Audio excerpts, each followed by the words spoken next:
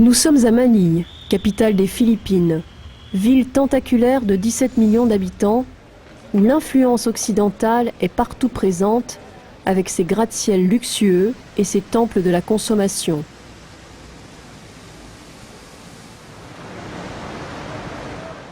Manille ressemble à une jungle urbaine où seule une minorité de privilégiés se partagent les richesses. Les inégalités sociales y sont criantes et grandissantes. Dans cette ville assourdissante et l'une des plus polluées au monde, de jour comme de nuit, la vie ne s'arrête jamais.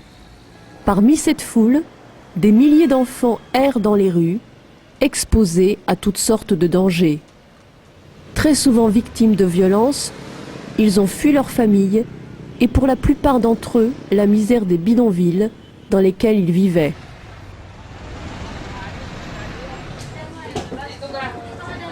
Au nord-ouest de Manille, le bidonville de Navotas s'étend sur plusieurs kilomètres le long de la mer. La plupart des habitants sont venus de la province pour trouver un travail. Ils se retrouvent entassés dans des baraquements exigus et surpeuplés. Les adultes comme les enfants exercent de petits métiers qui leur permettent à peine de survivre.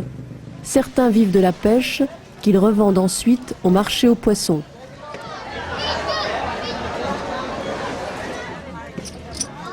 Gloria est directrice adjointe de la fondation Un pont pour les enfants et responsable des programmes d'éducation et de nutrition à Navotas. La plupart des enfants des rues proviennent des bidonvilles et la fondation concentre ses efforts en amont dans des actions de prévention destinées aux enfants de moins de 6 ans. For the children, it's more on the nutrition problem because most of the children are malnourished, undernourished. So les enfants ont surtout des problèmes liés à la nutrition, car la plupart sont mal nourris ou sous-alimentés. Alors la base de notre travail repose sur ce problème principal de malnutrition. Nous donnons la priorité à ce programme quand nous rencontrons les familles. Again, that the secondary problems of the children is education. So since the preschool.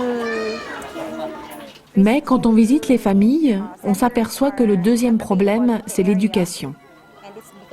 Comme les écoles maternelles sont inexistantes ici et qu'elles sont très éloignées de cette zone, nous avons créé ces petites écoles pour accueillir les enfants au milieu du bidonville. Built at the midst of the slum colony.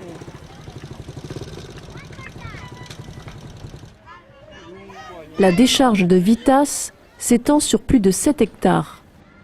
Sur cette étendue de déchets, des familles ont construit des baraquements.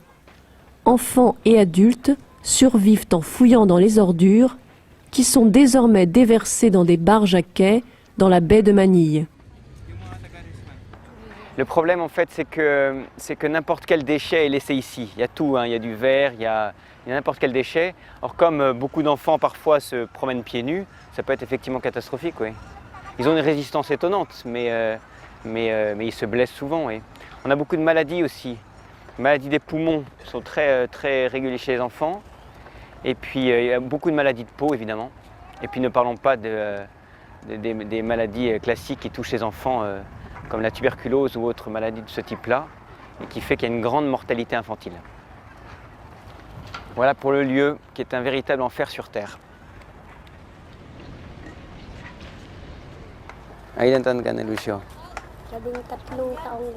Nous rencontrons Lucio qui a 12 ans. il n'a connu que la vie sur la décharge. Son père est mort il y a 6 ans et pour survivre avec sa mère, ses frères et ses sœurs, il fouille les déchets. Anong ginawa mo dyan? Ok, donc je lui dis qu'est-ce que tu fais ici? Pourquoi est-ce que vous êtes dans les poubelles? Il dit c'est là qu'on trouve ce qu'il nous faut pour survivre en fait.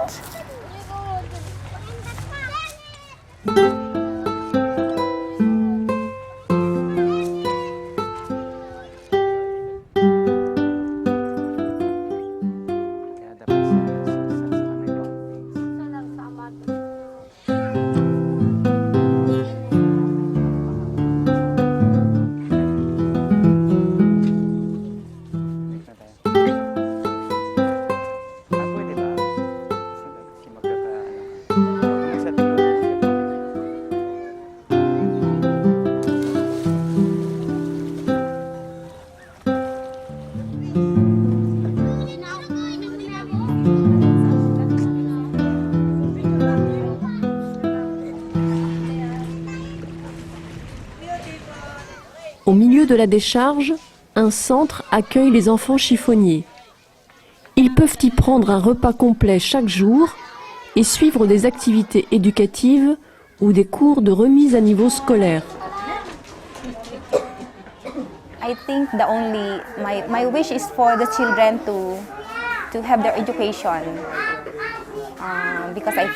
because that's already proven that it's Mon vœu le plus cher est que les enfants puissent avoir une éducation parce que c'est le seul espoir pour les couper de la pauvreté. L'éducation est le seul moyen de progresser dans sa vie et ainsi sortir du cycle de la pauvreté. Quand quelqu'un est éduqué, ça change la famille. in the family.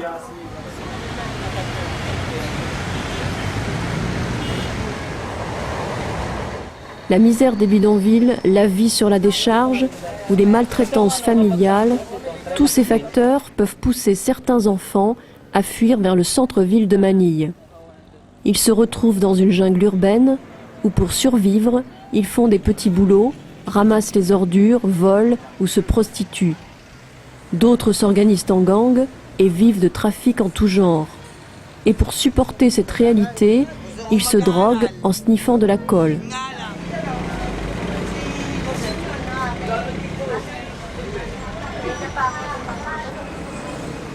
Il est 21h. Les éducateurs de la fondation Un Pont pour les enfants se préparent à passer une partie de la nuit à sillonner les rues de Manille. À bord de leur camionnette, ils repèrent les enfants qui vivent et dorment sur les trottoirs. Là, ils sont là, regardez. Là, juste ici.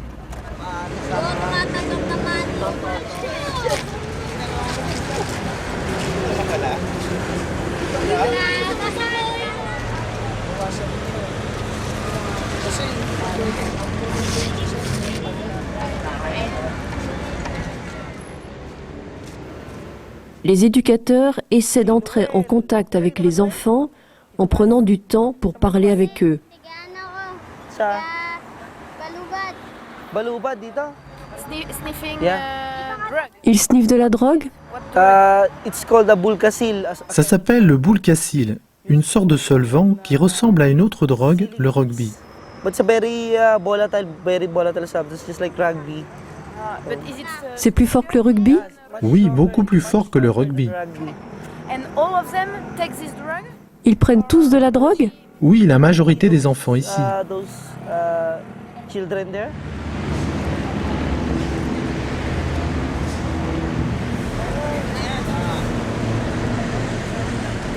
Ce qui est terrible en fait, c'est que quand un enfant part dans la rue parce qu'il a été obligé de quitter son foyer familial pour des raisons déjà terribles, en général l'enfant ne peut pas faire autrement pour survivre que d'être accroché à un groupe de la rue. Il est pris en charge par un groupe de la rue. Et c'est à ce moment-là que l'enfant va apprendre tous les vices de la rue. C'est la drogue, ça peut être la prostitution, c'est le vol, ça peut être aussi d'apprendre à se battre et parfois de faire partie de gangs.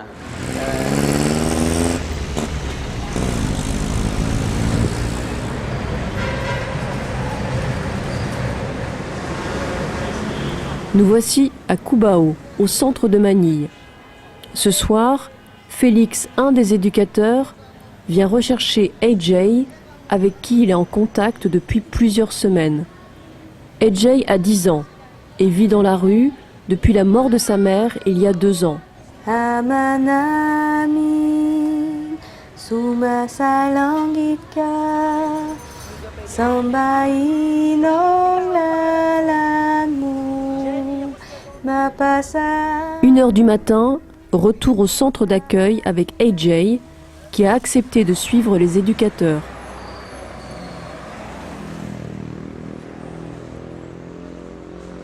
Il y a des moments, vous savez, on rentre le soir après une big night et on a envie de pleurer, voilà. Et puis après, on arrive au centre et puis il n'y a que de la joie. Parce qu'on voit des enfants qui changent.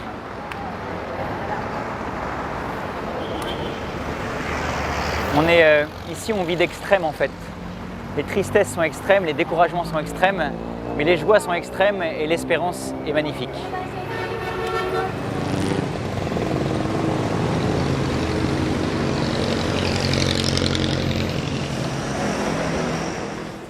Le lendemain, la vie quotidienne s'organise dans le foyer. Nous retrouvons AJ qui prend ses marques parmi les autres enfants. Un enfant qui quitte la rue, il ne le quitte pas pour des raisons matérielles. Il ne va pas venir dans un centre parce qu'il veut avoir à manger ou il veut avoir des nouvelles affaires, c'est pas vrai. Il va arriver dans un centre, il va accepter de venir à la fondation parce qu'il a l'impression d'exister en fait pour quelqu'un. Dans la rue, il y a une indifférence totale, il existe pour rien, il n'a plus de famille, il a ses amis, mais ses amis c'est des compagnons d'infortune, donc c'est le même destin finalement. Donc en fait, à partir du moment où il comprend qu'on peut faire attention à lui d'une façon particulière, à ce moment-là, il vient dans le centre. Et quand il arrive dans un centre, il faut qu'il s'habitue. Les autres enfants, eux, sont déjà dans le rythme, ils sont connus des employés, ils sont connus des éducateurs, ils sont connus de tous ceux qui se tournent autour de la fondation. Donc il a l'impression d'être décalé. Et si on lui montre de l'attention en discutant avec lui, en lui disant « t'en fais pas, ça va aller, il faut que tu tiennes bon, tiens quelques jours, tu vas voir, tu vas t'habituer, tu vas te faire des amis », on a peut-être des chances qu'il passe ce premier cap qui est le cap le plus crucial. Quand les enfants se stabilisent peu à peu, ils peuvent suivre des cours de remise à niveau scolaire avant d'intégrer les écoles du quartier.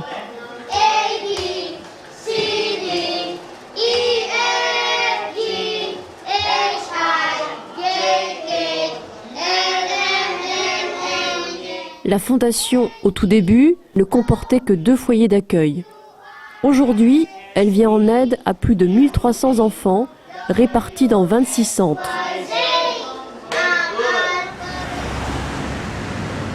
Depuis 2004, le foyer Madeleine et Raoul Follereau accueille les filles qui ont un passé douloureux dans la rue. Moins nombreuses que les garçons, elles sont cependant plus exposées aux dangers de la rue. Elles arrivent ici le plus souvent après avoir été victimes d'inceste et de prostitution. Après quelques mois de stabilisation, les filles peuvent intégrer une grande maison où elles continueront à vivre dans une atmosphère familiale et sécurisante.